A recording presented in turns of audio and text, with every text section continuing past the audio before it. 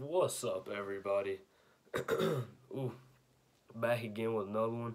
I'm sick, got a sinus infection. Excuse my voice, but it's had to stay home from school Dang, yesterday and today. It ain't been good, but this video was not planned. I was bored and I thought, well, might as well make a video. It's gonna be a story time video about the three, or I'm telling three this time, of the craziest or wildest things I've experienced hunting or fishing. So let's start with the first one, and I'm gonna build my way up. So from least crazy to most crazy. So we're gonna start with the biggest bass of my life. Now, Deering Fish Hatchery, which is about 30 minutes down the road from where I live, they've got about 20 ponds. It's a real big facility. They grow fish out there to send to other places. They hatch them to send to other places, stock ponds and all that stuff. But they've got a bunch of ponds you can fish. And so this is one of the first ponds on your entrance. Once you drive in, this is the last pond we fished that day. And it was me and my dad. We brought the kayaks out there. We hadn't had much luck that day. And it's a pond that's separated in the middle. You've got sticks, just a whole bunch of sticks. It's about 9 foot deep on one side, and you come through the levee where it's separated in a little waterway, and you've just got a big open side on the other. And it's a pretty big pond. So me and my dad loaded in at the boat ramp, and I told he was gonna fish the big open side on the right, and I told him I was gonna go the spinnerbait in the other side with all the sticks. And I got over there, fish finder was reading 8, 9 foot, 10 foot, and just between that range. And first cast, I was using my blue Lucky spinnerbait. I don't remember what brand it was, but it was blue. It had a big old lead head on it. Blue is like tiger striped. And so I get over there, first cast, slinging out there, and fish finder's reading 9 feet. And so, but I don't let it sink. I'm just reeling it real slow right at the top of the water where you can almost see the water turning where the spinnerbait is. And this is my old kayak, so it's the ocean kayak. It was a 10-footer, I believe, 10 foot. And so I was out there on the water. This was my first cast. I sling it out there. I'm reeling it back real slow, and nothing. And as soon as I'm about to pull it out of the water, I get it right up to the boat and I'm pulling it out of the water. Biggest bass I ever seen in my life. It was between 12 and 14 pounds. I can tell you that just by looking at it. I can't tell you exactly how many, but it was between 12 and 14. It came up about this big, and it didn't do it fast. It just kind of like a whale coming out of the water, just kind of rolled over on it and took it down. And I believe I was 10, 11, maybe 12 at this time. Now, I'm sitting there, I set the hook, I fight them for over 20 minutes, and then once it got to about 20-minute mark, and there were sticks everywhere, and that was when I decided I was never going to throw a spinnerbait again on line instead of braid. I had 10-pound line on my bait caster. It was a Bass Pro Shops bait caster on a all-star rod. And so it was a medium heavy rod, so I had 10-pound test, and this was a big fish. And so once it reached about the 20-minute mark, he kept going around the sticks, that worry was in the back of my thought that he might break off, and I was trying to take it as carefully as possible. This was a very fragile situation. And so I'm sitting there, I'm just trying to pull up a little bit, just trying to get him out of those sticks. And at one point he gave me a little slack in the line, and I kind of got scared. But it wasn't slack. He broke me off, took my Lucky spinnerbait and everything.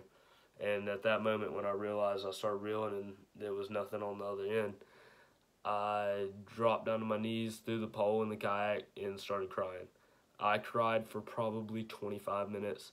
I paddled over there to my dad. I was like, look, I don't feel like fishing anymore today. I'm sick to my stomach. I can't do it. I just lost the biggest bass of my life. And it's deafening to me. It's terrible. It was the worst feeling. I mean, maybe not as bad as one of the next stories I'm going to tell you, but it was a terrible, terrible feeling. I just had that gut feeling like, dang, I just messed up. So he's still out there somewhere, possibly with a lucky spinner bait in his lip, all hooked right there. It was perfect. I saw the hook go straight through his lip when he rolled up on it. But that's the first story I wanted to tell you. And now I'm going to get on to the second story. This is the story of 210. Now, I already have a video of this when it happened on there, but I was still pretty shook up from it, so it's not as good as the story. I went down to the stand one morning, and I got there a little bit late. I sat in the stand for probably 3 or 4 minutes, and I had done, it was cold, and I had done, it wasn't rut. I don't even know why I did calls, but it wasn't rut, so I don't know what I was expecting, but I'm glad I did. I did 3 grunts, no, I'll show you exactly what I did. Hold on a second.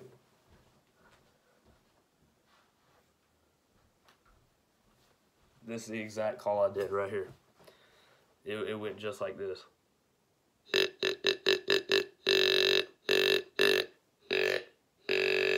That was the exact pattern I did. And right after that, less than 3 minutes after that, I hear something storming through the bushes on my right. And I looked, I didn't know, it didn't even look like a deer at first. I don't know, it looked like a big old dog or something, because all I saw was its pattern just storming through the bushes. And it was about 30 yards on my right on the other side of the road. And so once he got out on the road, I saw it was a deer. And I saw its rack. And this had been far, far, far the biggest buck I've ever seen in my life. He was, I named him 210 because he looked like he had on his rack 10 points on each side. That's why I named him 210. And so I was like petrified at this point. I was like, what do I do? I can't, because of the stand I was in, there was a big old limb from the tree came out right there. And I can't get around it because he was on my right side. And I should have known that before I hunted that stand. Well, actually, no, that was the first time I ever hunted that stand, so I didn't know that at all. But, so there's nothing I could do. I couldn't get the gun over anything. He was out on the road. He started snorting, scraping up the pine straw on the road, looking for that buck.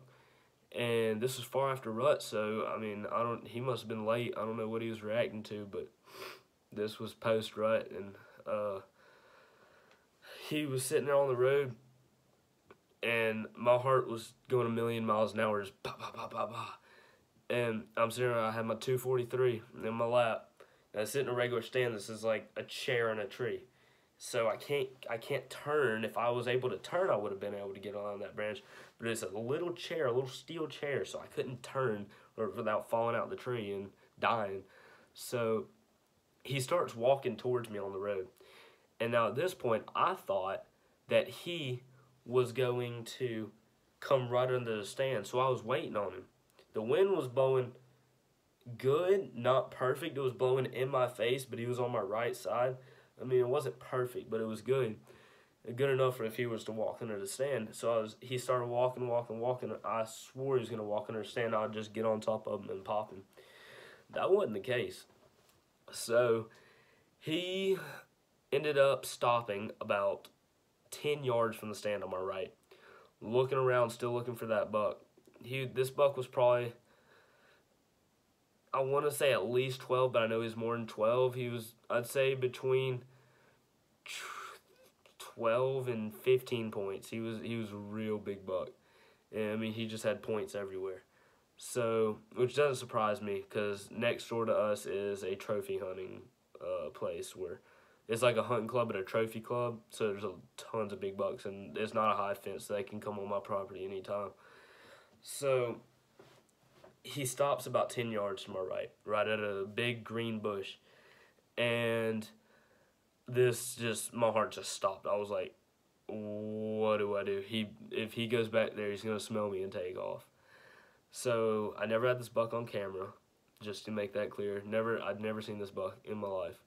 So he stopped that bush, and just as I hoped he didn't do, he took the bush behind and he went back behind me, and he stopped about 15-20 yards behind my tree, looked around, sniffed the air. I knew that was where the wind was blowing. I didn't have scent killer, so he sniffed the air, took off. He was gone. And about 5 minutes after that, bang, bang, and that was it. About 300 yards back behind me on the next door neighbor's property, and that's exactly where he was running to. So I've never seen him since. Haven't had him on camera since. So I'm guessing he's probably dead. He wasn't a super old deer. He was probably 5. He's probably about 5. So that was the story of 210. And now, last but not least, this I've been doing a lot of research on lately to make sure I have my story right. So about 4 years ago, I was down at my farm, and like all these, well, these 2 stories are at my farm, the other one wasn't, but I was probably about, I want to say, probably about 11. I think I was about 11, maybe 12. And I just had a little .22 pellet gun, and I was squirrel hunting. Squirrels, rabbits. And I was walking down. I have I have the camper here, the pond over here, and then the little road to go down to the lower pond and the deer stand down here. So I go back behind the campers down to the road, and I'm walking down that road to go down to the lower pond. I'm looking for squirrels, don't see any, so I cut into the woods on the left, and there happens to be a good log to sit on. So I sit on the log for about 20 minutes, no squirrels, nothing. And at that time, right before I'm about to get up, I have a rabbit run past me. And it ran past me from this direction. So it was in front of me, but it was like from the front, like horizontally this way, or whatever the term is, diagonally, whatever. I'm failing math, don't ask me. But, anyways, it came this way, and it took off. I mean, but I didn't hear it. This supports my hypothesis for what I'm thinking about now actually happened. I never heard it running from any other way. I only heard it start running from about 10 yards that way, and it just took off, and it scared the living daylights out of me. So it scared me, and I stood up, and I looked at the rabbit for a couple seconds, and it stopped about 30 yards that way. And I was like, what did it just run from? Like, I didn't spook it. And I looked back behind me, which is this way. I looked back, and about 4 foot from me, I could have kicked it if I wanted to. Big old bobcat standing there staring at me. He never even looked at the rabbit. He was staring at me, which also supports what I actually think happened now. So he's sitting there staring at me, and he didn't budge. He wasn't scared of me. It wasn't until I raised the little pellet gun to shoot him, which would have killed him. It was a .22 pellet gun. It would have killed him. It was just a cat. But he looked at me, and he wasn't budging. He was just sitting there staring at me. It wasn't until I raised that rifle to shoot him that he took off. And for the past, ever since this happened, I could have sworn that bobcat was chasing the rabbit. But I've done a bunch of research lately. And obviously bobcats do chase rabbits, they eat them. But that rabbit, I watched a bunch of videos and everything. If the bobcat was chasing the rabbit, the bobcat would be hot on his trail right there. He wouldn't stop for anything. He'd be right behind that rabbit, full on, just trying to get it. And it wouldn't be quiet coming through the woods. If the bobcat was chasing the rabbit, it wouldn't be quiet at all. It would be very, very loud. And it'd sound like 2 dogs running through the woods. And so, the more I've done research on it, that bobcat wasn't chasing the rabbit at all. It was stalking me, sitting on the log. He came from behind me. The rabbit ran from out in front of me. So that rabbit was not being chased by the bobcat. That rabbit saw the bobcat and took off because it knew it didn't want to be dinner for some cat. And I didn't know the bobcat was there. So the bobcat came from behind me If the bobcat was chasing a rabbit, the bobcat would have also came from out in front of me and chasing that rabbit. But it didn't. It was behind me. The bobcat was out, or the rabbit was over here. And so, yeah, I got stalked by a bobcat. And this isn't, I've done a bunch of research. This isn't, it's uncommon, but during mating season, which is about the same as coyotes, which was when this was, it was between the middle of January and the beginning of March, and that's mating season for coyotes and bobcats. I think even foxes too. Most predators is right there in the winter, and so they'll be very aggressive, and they'll stalk. Bobcats will stalk humans. It's uncommon, but they will do it. And so, not as to kill you or I mean to harm you, yeah, to get you out of there, but not to kill you and eat you. Basically, they're not out to do that. They're out to see what you are, mainly stalking you to see what you are, and if they have to, perhaps attack you, but not to kill you. And so, I've done a ton of research on this lately. But yeah, that is the story of me getting stalked by a bobcat. That rabbit was gone. That bobcat was gone after I turned around and raised the gun at him, but he wasn't scared of me until I raised that gun. He was standing there staring at me. And one more thing before I end this video. I got my fox mount back, finally. So we'll go check that out right now. He did pretty good with it. I took it to the old Southland. He took a while to get it back, but the camera don't do it much justice because it looks like it's got a really long neck in the camera. But I mean, down to every last detail, he did a real good job with it. Yeah, it's turkey season right now. I'm trying to get on some turkeys, and I might make another story time sometime soon. I don't know. But that was it for this one. We'll catch you with another.